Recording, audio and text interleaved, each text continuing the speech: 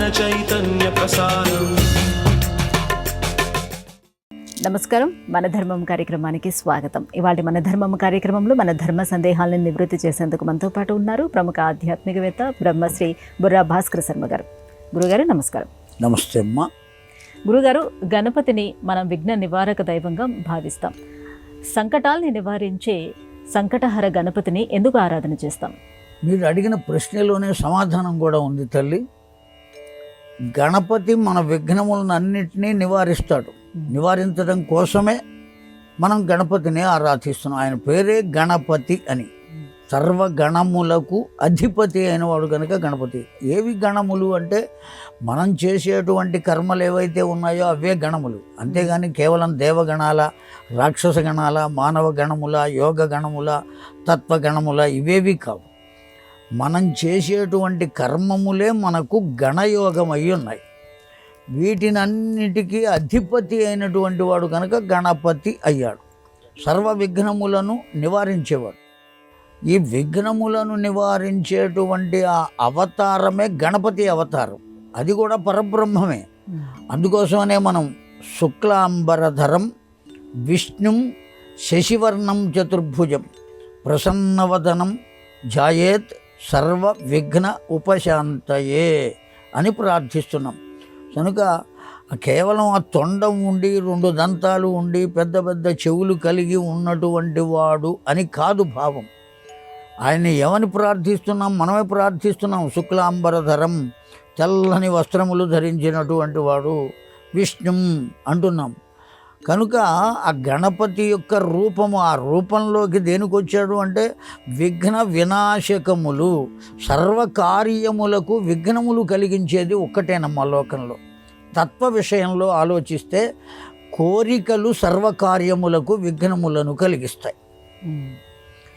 ఏనుగు కోరికలకు అధిరూపమైనటువంటిది, కామమునకు అధిరూపమైనది ఏనుగు. కనుక వాటిని పోగొట్టాలి అంటే ఆ రూపంలో ఉన్నటువంటి వాడిని మనం ప్రార్థించాలి. అందుకోసమే గజముఖము కలిగి తానే అవతరించి సర్వ విఘ్నములను తొలగించి మనకు మార్గాన్ని సుగమం చేసేటువంటి వారెవరయ్యా అంటే విఘ్న నాయకుడు గనుక వినాయకుడు అని పిలిచారు. గణములకు అధిపతి గనుక గణాధిపతి అని పిలిచారు. ఏ గణములు అంటే ఇప్పుడు మనం చెప్పుకున్న సర్వకార్యములే గణములు.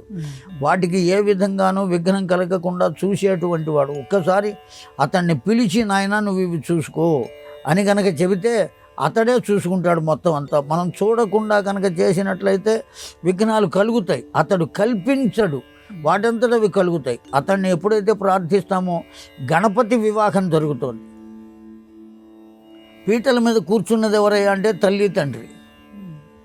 ఆ తల్లి తండ్రి కూర్చున్నారు. వివాహం చేయించేవాడు ఎవరయ్యా అంటే బ్రహ్మదేవుడు. పెళ్లి కూతుళ్ళు ఎవరయ్యా అంటే సిద్ధి బుద్ధి. వాళ్ళిద్దరూ పెళ్లి కుమార్తెలు. మంగళసూత్రాలను ఆ కొబ్బరి బొండం మీద పెట్టి బ్రహ్మదేవుడు ముత్తైదువులందరికీ చూపించడానికి వెళ్ళాడు. తిరిగి వచ్చేటప్పటికి కొబ్బరి బొండం ఉన్నది కానీ మంగళసూత్రాలు లేవు. ఏమైపోయినాయి అని మొత్తం వెతికారు. బ్రహ్మదేవుడు వంక పరమేశ్వరుడు చూచాడు. 3వ కన్ను తెరుస్తాడేమో అని భయపడ్డాడు బ్రహ్మదేవుడు. అక్కడ ఆ తర్వాత మొత్తం కూర్చున్న ముత్తైదువులందరినీ చూశారు. మాకేం తెలియదు అన్నారు వాళ్ళు. ఏమైపోయింది అంటే ముసిముసి నవ్వులు నవ్వుతున్నాడు ఈ గణపతి.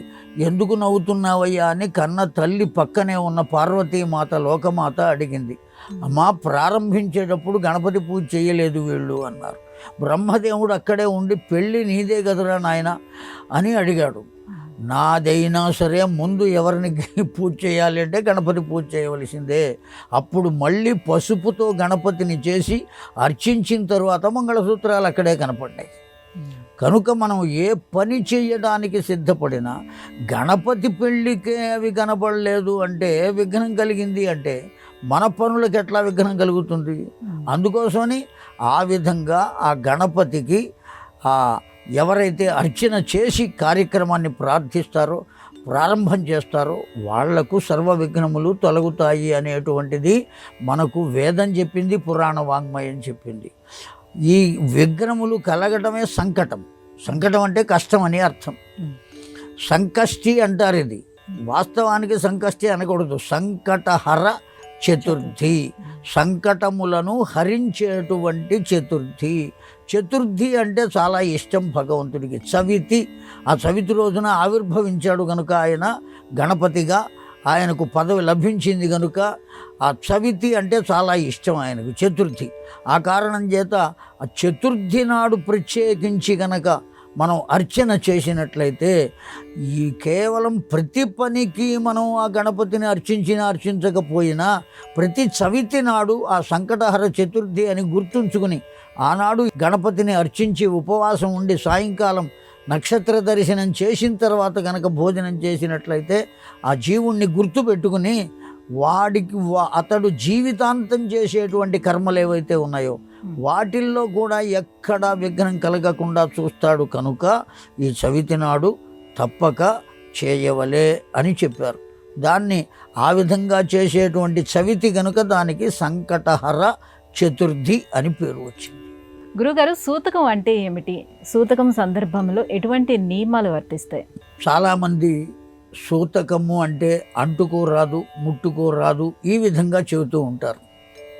ఆ వాస్తవమే, కానీ వాళ్ళు అంటరాని వారు అని కాదు అర్థం. మడి అని ఉన్నది. ఆ మడిని మనం ఏమంటామంటే శౌచము అని అంటాం. శౌచము అంటే మడి కట్టుకుని ఉండటం. అశౌచము అన్నామనుకోండి, మడి కానటువంటిది, శుభ్రముగా లేనటువంటిది అని అర్థం. ఆశౌచము అంటే ఆ ప్లస్ అశౌచము, ఆశౌచము అంటే గొప్పదైన మడి అని అర్థం. వాళ్ళు అంటరాని వాళ్ళు కాదు, వాళ్ళను మనం ముట్టుకోరాదు. ఎందుకంటే ముట్టుకుంటే మైలు పడతారు కనుక ఆశౌచము అంటారు. ఆ సూతకము అంటే సు అని ముందే ఉన్నది, సుష్టు ఉపభావ్యం తనో తత్వం ఏతత్ సూతకం అని అర్థం. సూతకం అంటే గొప్పదైన మడి అని అర్థం. సూతకంలో ఉన్నవాళ్ళు కూడా నిత్యకర్మ చేసేటప్పుడు అగ్నిహోత్రం చేస్తున్నారా లేదా? మైలుతో ఉన్నటువంటి వాళ్ళు అగ్నిహోత్రం ఎట్లా చేస్తారు? చేయడానికి వీలు లేదు. కనుక అగ్ని కార్యం చేస్తున్నారు అంటే, అగ్నిహోత్రం చేస్తున్నారు అంటే వాళ్ళు పెద్దదైన మడిలో ఉన్నారు అని అర్థం. వాళ్ళు ఎక్కడికి బయటికి వెళ్ళకూడదు, ఏ విధమైన ఇతరమైనటువంటివి వాళ్ళను తాకకూడదు. ఆ విధంగా మడిగా ఉండాలి. పితృయజ్ఞం చేయాలి కనుక ఆ పితృయజ్ఞంలో ఉన్నటువంటి వాళ్ళందరూ సూతకంలో ఉన్నట్టే. అది మైల అని కాదు అర్థం, గొప్పదైన మడి అని అర్థం. గురుగారు, ఒక్కో జీవికి నిర్దిష్టంగా జీవితకాలం ఉంటుంది. జీవుల జీవితకాలాన్ని ఏ విధంగా నిర్ణయిస్తారు? జీవుని యొక్క జీవితకాలం అతడి కర్మను అనుసరించి ఉంటుంది. ఆ జీవితంలో అతడు అనుభవించేటువంటి సుఖాలు కానీ కష్టాలు కానీ, అతడి ఆయుర్దాయం కానీ, అతడి సౌందర్యం కానీ, అతడి విద్య కానీ, ఇవన్నీ కూడా అతని కర్మను అనుసరించే ఉంటాయి. గత జన్మలలో అతడు చేసిన కర్మను అనుసరించి ఇవన్నీ ఏర్పాటు చేయబడతాయి. ఇతడు ఎంతవరకు తాను చేసిన కర్మలను అనుభవించవలసి ఉన్నదో, ఈ కర్మలు అనుభవించడం అనేటువంటిది 3 రకాలుగా ఉంటుంది. ఒకటి ఇహలోకంలో ఉండి అనుభవించేటువంటి భాగం, రెండవది మానసికంగా అనుభవించేటువంటి భాగం, మూడవది యమలోకానికి వెళ్ళి అనుభవించేటువంటి భాగం. ఆ జీవుడు అనుభవించవలసింది దేన్ని అనుభవిస్తాడు వాడు అంటే, చేసిన కర్మలకు ఫలితాన్ని అనుభవిస్తాడు. సత్కర్మలు చేస్తే సత్ఫలితం, దుష్కర్మలు చేస్తే దుష్ఫలితం. సత్కర్మలు చేసినటువంటి వాడు సుఖాలు పొందుతాడు, దుష్కర్మలు చేసినటువంటి వాడు కష్టాన్ని పొందుతాడు. వాస్తవంగా లోకంలో ఉండే మానవులందరూ కూడా నాకు కష్టాలు తొలగాలి, సుఖాలు కావాలి అని కోరుకుంటారు, కానీ సుఖాలు తొలగాలి అని ఎవరు కోరుకోరు. కానీ కష్టము సుఖము కూడా మనం కోరుకోకుండానే వస్తాయి. కష్టము కోరుకోకుండానే వస్తుంది, సుఖము కూడా కోరుకోకుండానే వస్తుంది. ఈ 2 కోరుకోవలసిన పనిలే. మనం కోరుకోవలసింది ఒక్కటే, ఆనందము అనే దాన్ని కోరుకోవాలి. సుఖం వేరు, ఆనందం వేరు. సుఖం అనేది 2 దుఃఖములకు మధ్యలో ఉంటుంది. ఆ 2 దుఃఖములు ఏమిటి అంటే, నేను ఎప్పుడూ బాధల్లోనే ఉన్నాను అని ఏడుస్తూ ఉండటం అనేది ఓ కష్టం. ఎప్పుడో భగవంతుడు ఓ సుఖాన్ని ఇస్తాడు వీడు చేసిన ఏ పుణ్యానికో. ఆ సుఖం కూడా ఎంతసేపు ఉంటుంది? తురీయమైన సుఖం కూడా క్షణకాలం ఉంటుంది, ఒక్క క్షణమే. ఇదిగో ఈ పదార్థాన్ని తిందాం బాగుంటుంది అనుకున్నాడు, నోట్లో వేసుకున్నాడు, ఆ కరిగిపోయింది, లోపలికి వెళ్ళిపోయింది. ఆ సుఖం ఎంతసేపు ఉన్నది? నాలుక మీద ఉన్నంత వరకే ఉన్నది ఆ సుఖం. కనుక ఆ సుఖం అయిపోయింది. వెంటనే ఏమనిపిస్తుంది? అప్పుడే అయిపోయిందా అనే దుఃఖం కలుగుతుంది. ఇంకా నేను సుఖాన్ని పొందలేదు అనే దుఃఖం, అప్పుడే అయిపోయిందా అనే దుఃఖం, ఈ రెండిటి మధ్యలో ఉండేది సుఖం. కనుక ఇది కోరుకోకూడదు, ఆనందాన్ని కోరుకోవాలి. ఆనందం అంటూ ఒకసారి వచ్చిందా ఇక నశించే అవకాశం లేదు. అది ఆనంద స్వరూపం, శాశ్వతమైనది. అందుకనే భగవంతుణ్ణి కూడా ఆనంద స్వరూప, సత్ చిత్ ఆనంద స్వరూప అని చెబుతారు. ఆ ఆనందాన్ని మనం కోరుకోవాలి. అది అపరిమిత బ్రహ్మానందం, నిత్యానందం, పరమానందం, అనేక రకాలుగా చెప్పుకుంటారు దాన్ని. కనుక ఇవన్నీ దేనివల్ల, ఇంత ఆనందాన్ని దేనివల్ల అనుభవిస్తాడు వాడు అంటే సాధన వల్ల అనుభవిస్తాడు ఆనందాన్ని. సుఖాన్ని కష్టాన్ని చేసిన కర్మ వల్ల అనుభవిస్తాడు. అతడు ఎన్ని సుఖాలు అనుభవించవలసి ఉన్నదో, ఎన్ని కష్టాలు ఈ శరీరంతో అనుభవించవలసి ఉన్నదో అంతకాలము భగవంతుడు ఆ డ్యూరేషన్ పీరియడ్ చూసుకుని వాడి ఆయుర్దాయాన్ని నిర్ణయిస్తారు. అందుకనే శ్రీమాత అనే నామం ఉన్నది లలితా సహస్రనామంలో. ఆ నామము యొక్క భావం ఏమిటి అంటే కేవలం తల్లిని గౌరవించడం కోసం చెప్పింది కాదది. శ్రీమాత అంటే అమ్మని ఏదో శ్రీ అని గౌరవించారు అని అనుకోకూడదు. కొలత కొలవడానికి 3 కావాలి: మానము, మేయము, మాత. మానము అంటే కొలిచేటువంటి కొలబద్ద, మేయము అంటే కొలవబడేటువంటి వస్తువు, మాత అంటే కొలిచే వ్యక్తి, వాళ్ళని మాత అని అంటారు. ఆ భగవంతుడు ఎవరి కర్మఫలం ఎంతవరకు ఉన్నదో కొలత కొలిచి, ఒక గింజ ఎక్కువ ఒక గింజ తక్కువ కాకుండా కరెక్ట్గా కొలత కొలిచి ఇచ్చేటువంటి వాడు కనుక ఆ తల్లిని ఏమన్నారు అంటే శ్రీమాత అని పిలిచారు. మాతలో కూడా ఆ కొలిచేటువంటి కొలతలో కూడా శ్రేష్టం. ఒక గింజ మనవాడైతే ఎక్కువ వేద్దాం, పరాయి వాడైతే తక్కువ వేద్దాం అనేటువంటి స్థితి ఉండకుండా కొలత కొలిచి మన కర్మఫలాన్ని ఇస్తుంది కనుక శ్రీమాత అన్నాం. ఆ కర్మఫలాన్ని ఎంతకాలం ఇతడు అనుభవించవలసి ఉన్నదో ఈ జీవుడు లెక్క చూసి అంత ఆయుర్దాయాన్ని ఇస్తారు. కనుక జీవుని ఆయుర్దాయం దేన్ని అనుసరించి ఉంటుంది అంటే అతడు చేసినటువంటి కర్మలను అనుసరించి ఉండును అని చెప్పారు. గురువుగారు, ఆస్తిపాస్తుల్లో పిల్లలందరికీ సమాన హక్కు ఉంటుంది, కానీ రాజ్యార్హత మాత్రం పెద్ద కొడుకుకే ఎందుకు ఇస్తారు? ఒక రాజుకు అనేక మంది భార్యలు ఉండవచ్చు, అనేక మంది భార్యలకు అనేక మంది సంతానము కలిగి ఉండవచ్చు. కానీ ఒక్క పట్టమహిషి మాత్రమే వాస్తవమైనటువంటి భార్య. యోగ్యత పురుష తథైవ పట్టమహిష్యాత్ తథా వృత్యత అని చెబుతున్నది. అసలు భార్య ఎవరయ్యా అంటే పట్టమహిషి మాత్రమే. మొట్టమొదటిగా ఎవరిని వివాహం చేసుకుంటారో ఆవిడ మాత్రమే అసలైనటువంటి భార్య. మిగతా వాళ్ళందరూ కూడా వారి గురించి మనం చెప్పకూడదు, కానీ కొసరైనటువంటి భార్యలే, ఏదో కార్యనిమిత్తం చేసుకున్నటువంటి వాళ్ళే. కొన్ని సందర్భాల్లో పెద్ద భార్యకు సంతానం కలగకపోతే సంతానం కోసం రెండో భార్యను చేసుకునే వాళ్ళు ఉన్నారు. లేదు, భార్య కనుక వెళ్ళిపోతే మరణించినట్లయితే తాను ఏ సత్కర్మలు చేసే అవకాశం లేదు కనుక ఇంకా సత్కర్మలు చెయ్యాలి అనే భావన ఉన్నది కనుక మరల వివాహం చేసుకునే వాళ్ళు ఉన్నారు. ఎవరు ఏ విధంగా ఉన్నప్పటికీ ఎంతమంది భార్యలు ఉన్నా పెద్ద భార్యయే అసలైన భార్య కనుక ఆ పెద్ద భార్యకు కలిగినటువంటి మొట్టమొదటి సంతానము న్యాయ సంతానము అన్నారండి. తరువాత కలిగినటువంటి భార్య సంతానం అంతా కూడా కామ సంతానము అన్నారు. న్యాయ సంతానమునకే రాజ్యాన్ని అప్పగిస్తే రాజ్యము న్యాయపరంగా పరిపాలనా వ్యవహారం జరుగుతుంది. కామ సంతానానికి రాజ్యాన్ని కనుక అప్పచెప్పినట్లయితే అనేక రకాలైనటువంటి లోపములు దాంట్లో దర్శనం కలిగే అవకాశం ఉంది. వాస్తవానికి భారతం కనుక మనం చూసినట్లయితే ఆ భారతంలో ఎప్పటికీ కూడా రెండవ కొడుకు మాత్రమే పరిపాలన చేసేటువంటిది. శంతనుడు అనబడేటువంటి వాడికి అన్నగారు ఉన్నాడు. ఆ అన్నగారు రాజ్య పరిపాలనకు పనికిరారు అని శంతనుడికి రాజ్యాన్ని ఇచ్చారు రెండో వాడికి. ఆ తరువాత అదేవిధంగా తర్వాత వచ్చినటువంటి వాడు ధృతరాష్ట్రుడు. ధృతరాష్ట్రుడు అంధుడు గనుక అతడు పెద్దవాడు అయినప్పటికీ అతడు రాజ్యానికి పనికిరాడు అని ఎవరికి ఇచ్చారు అంటే ఇతడికి ఇచ్చారు, పాండురాజుకి ఇచ్చారు.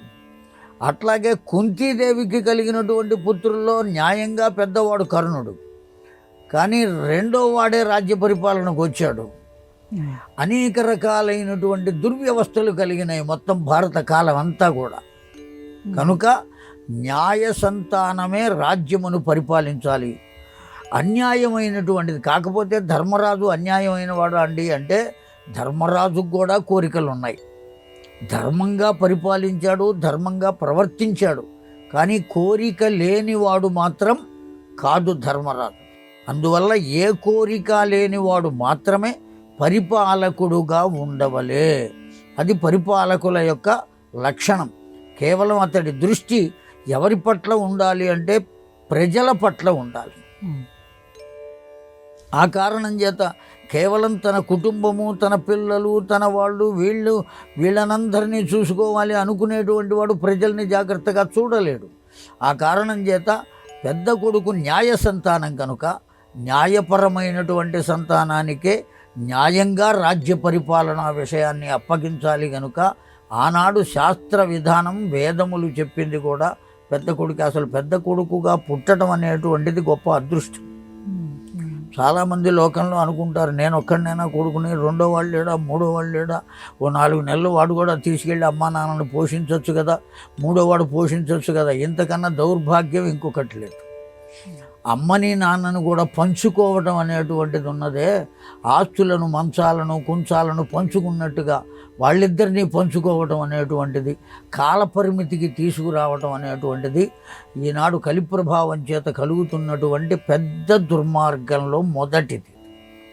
కనుక వాస్తవంగా న్యాయ సంతానం ఏదైతే ఉందో అతడే అన్నగారు.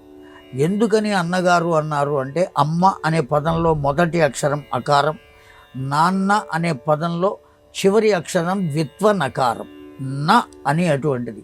ఈ రెండు కలిపి అన్న అని పిలిచారు. అమ్మ చూపించే ప్రేమను చూపాలి, నాన్న చూపించే బాధ్యతను కూడా చూపాలి. ఈ రెండు కలిగి ఉంటేనే అతడు అన్నగారు, అగ్రజుడు. ఆ కారణం చేతనే బాధ్యత మొత్తం అతడిది. కనుక రాజ్య పరిపాలన మొత్తం ఎవరికి అప్పచెప్పాలి అంటే పెద్దవాడికి అప్పచెప్పాలి. వాస్తవంగా న్యాయశాస్త్రం ఇప్పుడు మారింది, కానీ ఒకప్పుడు ఆస్తులు కూడా ఎవరికి అప్పచెప్పేవారంటే పెద్దవాళ్ళకే అప్పచెప్పేవాళ్ళు. బాధ్యతలు కూడా పెద్ద కొడుక్కే అప్పచెప్పేవారు. పిల్లలకు పెళ్లి చేయవలసిన బాధ్యత మనకు అక్కడక్కడ అనేక రకాలైన ఉదాహరణలు కనబడతాయి. భాగవతంలో రుక్మిణీదేవి వివాహం చేయించడానికి బాధ్యత ఎవరు తీసుకున్నారు అంటే రుక్మి అనబడేటువంటి పెద్ద కొడుకు తీసుకున్నాడు. తీసుకుని ఛేది దేశాన్ని పరిపాలించే శిశుపాలునితో మాట్లాడి రుక్మిణీదేవిని అతడికి ఇవ్వడానికి అన్నీ కుదుర్చుకుని ఫలానా రోజు ముహూర్తం అని పెట్టుకుని ఆ ముహూర్తానికి నువ్వు రావయ్యా అని చెబితే అతడు పెళ్లి కొడుకై బుగ్గన సుక్కన పెట్టుకుని కళ్యాణ తిలకం పెట్టుకుని వచ్చాడు. రుక్మిణీదేవికి అతడి పట్ల అనురాగం లేదు కనుక కృష్ణమూర్తిని కోరుకున్నది కనుక ఆవిడ లేఖ పంపింది. అవన్నీ పురాణ విషయాలు. కనుక పెద్ద కొడుకు అనబడేటువంటి వారికి పరిపూర్ణమైనటువంటి బాధ్యతలు ఉన్నాయి. కనుక అతడు న్యాయ సంతానం కనుక అతడికే రాజ్య పరిపాలన అప్పగించారు. గురుగారు, శ్రీకృష్ణుడి సఖి రాధ ఎవరి అంశతో జన్మించింది? రాధాదేవి మూర్తిమత్వాన్ని ఎలా విశ్లేషించుకోవాలి? మొత్తం భూమండలం నుంచి పైన 7 లోకాలు, భూమండలం నుంచి కింద 7 లోకాలు, 14 లోకాలు. అతల, నితల, సుతల, రసాతల, మహాతల, తలాతల, పాతాళ లోకాలు. కింద 7 లోకాలు, పైన 7 లోకాలు. భూలోక, భువర్లోక, సువర్లోక, మహర్లోక, జనోలోక, తపోలోక, సత్యలోకాలు, 7 లోకాలు. వీటన్నిటికి పైన వైకుంఠం, ఆ వైకుంఠానికి పైన కైలాసం, దానికి పైన నక్షత్ర మండలం, సూర్యమండలం, చంద్రమండలం, ఇవన్నీ ఉన్నాయి. వీటన్నిటికీ పైన గోలోకము అని ఒకటి ఉన్నది. ఆ గోలోకంలో ఉంటాడు అసలైనటువంటి పరబ్రహ్మ. వైకుంఠంలో ఉన్నటువంటి వాడు స్థితికర్త అయిన విష్ణువు. సత్యలోకంలో ఉన్నటువంటి వాడు సృష్టికర్త అయిన బ్రహ్మ. కైలాసంలో ఉన్నటువంటి వాడు లయకర్త అయినటువంటి పరమేశ్వరుడు. కనుక వీళ్ళ ముగ్గురికి కూడా ఆధారమైన వాడు ఎవరయ్యా అంటే గోలోకంలో ఉండేటువంటి కృష్ణ పరమాత్మ. చతుర్భుజుడై ఉంటాడు ఆ కృష్ణ పరమాత్మ. శంఖచక్ర గదాధ్యాయుధములు కలిగి ఉంటాడు ఆ కృష్ణ పరమాత్మ. ఆ కృష్ణ పరమాత్మ యొక్క శక్తియే రాధాదేవి. ప్రతి పురుషుడికి ఓ శక్తి ఉంటుంది. ఎవరైనా ఓ పని చేయలేనప్పుడు నాకంత శక్తి లేదయ్యా అని అంటారే కానీ నాకంత విష్ణువు లేడయ్యా, నాకంత రుద్రుడు లేడయ్యా, నాకంత బ్రహ్మ లేడయ్యా అని ఎవరు అన్నారు. శక్తి అనే అంటారు. కనుక ప్రతి జీవుడికి ఓ శక్తి ఉన్నది, ప్రతి వస్తువుకి కూడా ఓ శక్తి ఉన్నది. అలాగే ఇక్కడ పరబ్రహ్మము యొక్క శక్తి ఏదైతే ఉందో ఆ శక్తి స్వరూపమే రాధ. అందుకనే దేవీ భాగవతంలో అమ్మవారి యొక్క అవతారాలు చెప్పేటప్పుడు గణేశ జనని దుర్గా, రెండోది ఎవరిని గురించి చెప్పారు అంటే రాధాదేవి గురించే చెప్పారు. లక్ష్మి, సరస్వతి, గాయత్రి, 5 అమ్మవారి ప్రధానమైన అవతారాలు. ఈ 5 అవతారాలు దేవీ భాగవతం చెప్పింది. కనుక ఆ దుర్గాదేవి తర్వాత చెప్పబడింది ఎవరయ్యా అంటే రాధాదేవి. ఎవరి రాధాదేవి అంటే మోక్ష దేవత. కృష్ణ పరమాత్మ ఎవరయ్యా అంటే మోక్షము యొక్క స్వరూపమే కృష్ణ పరమాత్మ. మోక్షాన్ని పొందడం అంటే కృష్ణ పరమాత్మని పొందడమే. కృష్ణ పరమాత్మని పొందుట అంటే మోక్షమును పొందుట, ఇది అర్థం.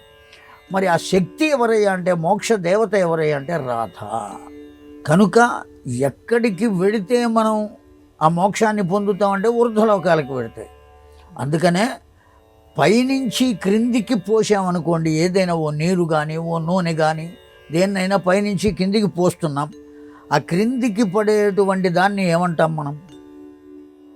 ధార అని అంటాం. అదే కింది నుంచి పైకి వెడితే మోక్షం, పైనుంచి కిందికి పడితే జీవం. క్రింది నుంచి పైకి చేరుకుంటే ఇక మళ్ళీ కిందికి రాకుండా పైకి చేరుకున్నట్లయితే దాన్ని ఏమనాలి? పైనుంచి కిందికి పడితే దాన్ని ధార అన్నాం. ఇప్పుడు క్రింది నుంచి పైకి వెళ్ళిందండి, ఈ ధార అనే దాన్ని వెనక్కి తిప్పండి, రాధ అవుతుంది. అదిగో ఆ రాధయే. ఈ క్రింది నుంచి పైకి వెళ్ళడం అంటే మోక్షాన్ని పొందడం. ఆధార చక్రం దగ్గర నుంచి సహస్రారం వరకు ప్రయాణం చేయడం, ఆ పైకి చేరుకుంటే వచ్చేది మోక్షం. ఆ మోక్షాన్ని పొందడమే రాధాదేవిని పొందుట. ఆ మోక్షం ఎవరయ్యా అంటే కృష్ణ పరమాత్మ యొక్క, గోలోకంలో ఉన్న కృష్ణ పరమాత్మ పరబ్రహ్మము యొక్క శక్తి స్వరూపము. ఆవిడయే మోక్ష దేవత. ఎవరి అంశతో పుట్టింది అని అడగరాదు. రాధాదేవి ఎవరు అంటే మోక్ష దేవత. ఆవిడ ఒకరి అంశతో వచ్చింది కాదు. ఆ రాధాదేవియే కృష్ణ పరమాత్మ భూమండలంలో అవతరించినప్పుడు వృషభానుడు అనబడేటువంటి ఒకానొక యాదవుని ఇంట ఆవిడ కూతురుగా అవతరించింది. వృషభానుని భార్య కీర్తి. ఆ కీర్తికి ఈ వృషభానునకు కలిగినటువంటి పుత్రిక రాధాదేవే భూమండలంలో అవతరించింది ఆ మోక్ష దేవత. అందుకనే బృందావనంలో ఇప్పటికీ అందరూ రాధాదేవిని తలుచుకుంటారు కానీ కృష్ణుడిని తలుచుకోరు. రాధే రాధే రాధే రాధే రాధే రాధే అంటారు. అంత గొప్పది రాధాదేవి. గురుగారు, ఇవాటి మన ధర్మం కార్యక్రమంలో మాకు వచ్చినటువంటి ఈ ధర్మ సందేహాలన్నీ కూడా నివృత్తి చేసినందుకు ధన్యవాదాలండి. శ్రీమాత్రే నమః. ఇది ఇవాళ మన ధర్మం కార్యక్రమం. రేపు మన ధర్మం కార్యక్రమంలో మళ్ళీ కలుసుకుందాం. నమస్కారం. ఈ కార్యక్రమాన్ని తిరిగి చూడాలనుకుంటే www.youtube.com/@ETV Life Spiritual లో చూడవచ్చు.